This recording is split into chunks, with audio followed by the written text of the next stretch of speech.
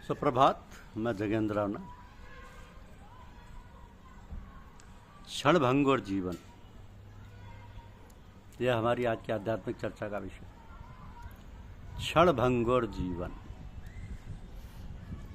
मनुष्य जीवन मिला भगवान की दया कृपा से। केवल मनुष्य जीवन ही नहीं, साथ में और सारी सुख सुविधाएं भी। धन, संपत्ति, स्त्री, पुत्र अधिक जीवन को सरस, सुंदर और सुखमय बनाने में सहायक है।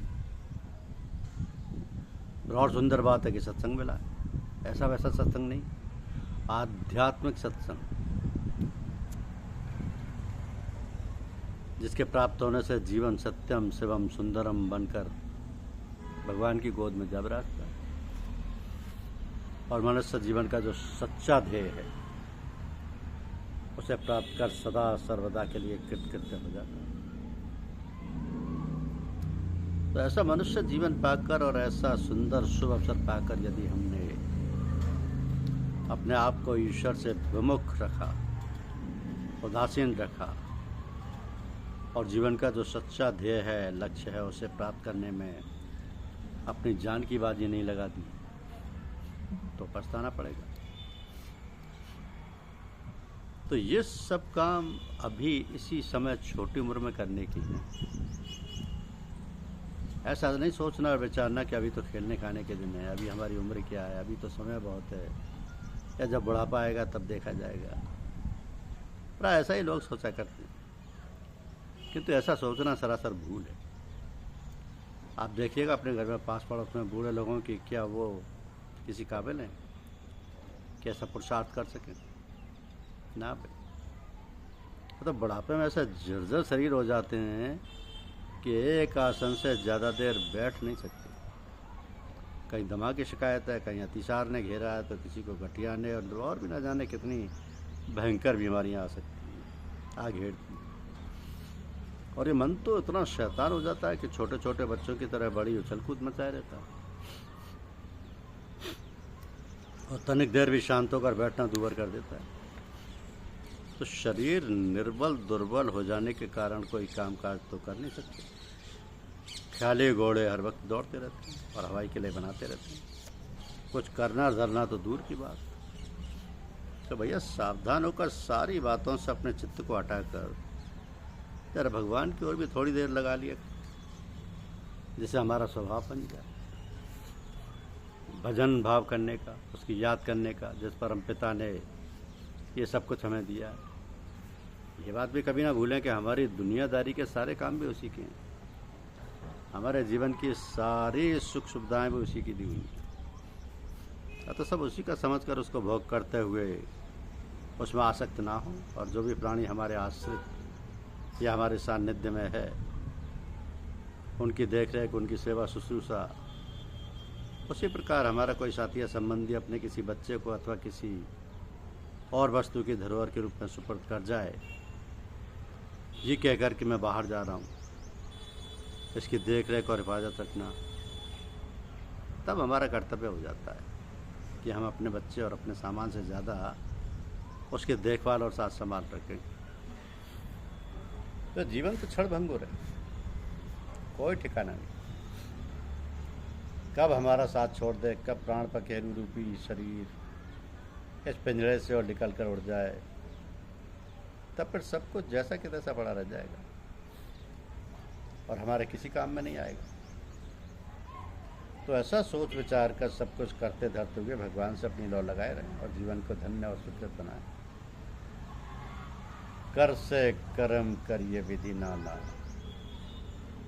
मन राखिए जहाँ कृपा निधान, दिल भयार दस्तवकार। तो आजकल हमारा जीवन कितना अस्त व्यस्त है, किसी से छिपा नहीं।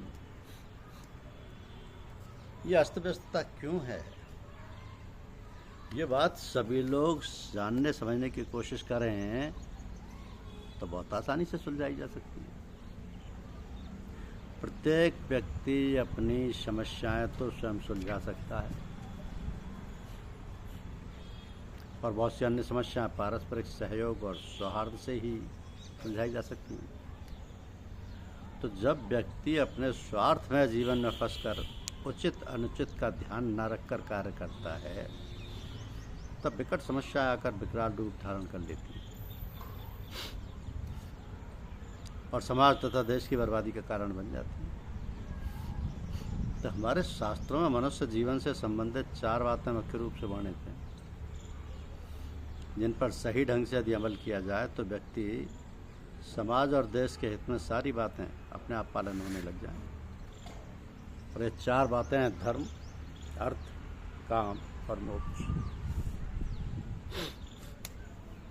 इन्हीं 4 बातों के अंतर्गत मनुष्य के जीवन की सारी आवश्यकताएं आ जाती हैं: धर्म, अर्थ, काम और मोक्ष। तो लौकिक तथा पारलौकिक सारी समस्याएं अपने आप सुलझ जाती हैं और जीवन सत्यम शिवम सुंदरम के अनुरूप बन जाता है। सर्वतोमुखी जन कल्याण मार्ग स्वतः उदय हो जाता है। धर्म की व्याख्या बहुत जटिल है, व्यापक है, किंतु एक हम यहाँ सीधा सादा अर्थ लेते हैं जिससे हम लौकिक और पारलौकिक उन्नति कर सकें। अर्थ से तात्पर्य है मनुष्य जीवन की आवश्यकीय वस्तुओं को प्राप्त करना। काम माने इच्छा के है और विशेष रूप से जो लोग व्यापक करते हैं वो विषय भोग अथवा संतान प्राप्ति हेतु का।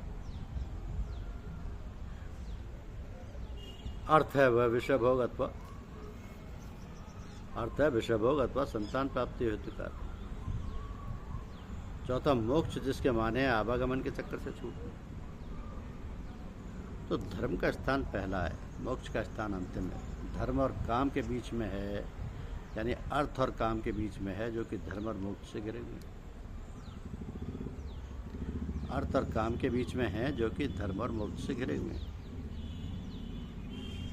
इस पर तनिक ध्यान दें, क्योंकि धार्मिक अवस्थाएं सिखाती हैं मनुष्य को शुद्ध आचरण और व्यवहार द्वारा अंतःकरण को पवित्र बनाए रखना, प्राणी मात्र से प्रेम और सद्भावना बनाए रखना और इन सारी बातों का ध्यान रखते हुए अपने जीवन यापन की आवश्यकताएं पूरी करना। काम माने इच्छा, सभी प्रकार की इच्छाएं, विशेष रूप से संतान पैदा करना। संतान पैदा करने हेतु ही हम काम की इड़ा करें, अन्यथा हम ब्रह्मचर्य का पालन करें। तो बच्चे पैदा करना और कामनाएं करना, इन सब इच्छाओं को इस प्रकार व्यवस्थित रखें जिससे हमारे मोक्ष प्राप्ति में बाधक ना होकर उसमें सहायता मिले। तो धर्म और मोक्ष का ख्याल रखते हुए हम अर्थ और काम का उपार्जन, अर्जन और ग्रहण करें। इस प्रकार मनुष्य जीवन को सुंदर ढंग से बनाने का सरल और सीधा साधा उपाय हमें मिल जाता है। तो सारी व्यवस्था धर्म की मर्यादा पालन करने और मुमुक्ष बनने से आ जाती है और व्यक्ति व्यर्थ के दौड़ धूप और माथापच्ची से मुक्ति पा जाता है। तो आजकल हमारा सबका जो जीवन है उच्छृंखल और अस्त व्यस्त, उसका मुख्य कारण तो बस यही है कि हमने धार्मिक भावनाओं को तिलांजलि दे दी और जीवन का नैतिक स्तर घोर नारकीय बन गया, जिससे मानवता का स्थान दानवता ने ले लिया है। दानवता कोई और चीज़ नहीं है, सिर्फ ये है कि जब मनुष्य स्वार्थवश होकर दूसरों के हित की भावना से रहित होकर कार्य करता है तो उसका निरंकुश जीवन औरों के लिए कुठाराघात हो जाता है और अंत में वह स्वयं भी उसका शिकार हो जाता है और वो अपना भी सर्वनाश कर लेता है। तो यही दानवता का नाटक वर्तमान में सबकी नज़रों के सामने है और यह देव दानव युद्ध हमेशा चलता रहता है। इससे सावधान रहने के लिए धार्मिक ग्रंथों का पाठ, महात्माओं का सत्संग करना और उन पर अमल करना।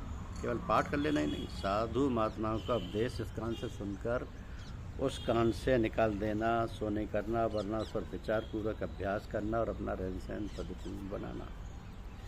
इस प्रकार यदि सारे व्यक्ति आचरण करने लग जाएं तो समाज भी वैसा ही बन जाएगा और देश की सारी व्यवस्था भी वैसी ही बनने लगी और रामराज्य की स्थापना हो जाएगी। इन सब बातों को यदि और संक्षिप्त रूप से कहना हो तो वह आध्यात्मिक जीवन है जिसमें सब धर्मों का समन्वय, देश, काल और वस्तु का विचार करते हुए स्वतः होने लगता है। अलग से कोई व्यवस्था करनी नहीं चाहिए। तो ये जो जीवन की अस्त व्यवस्था समाप्त हो जाएगी। धन्यवाद।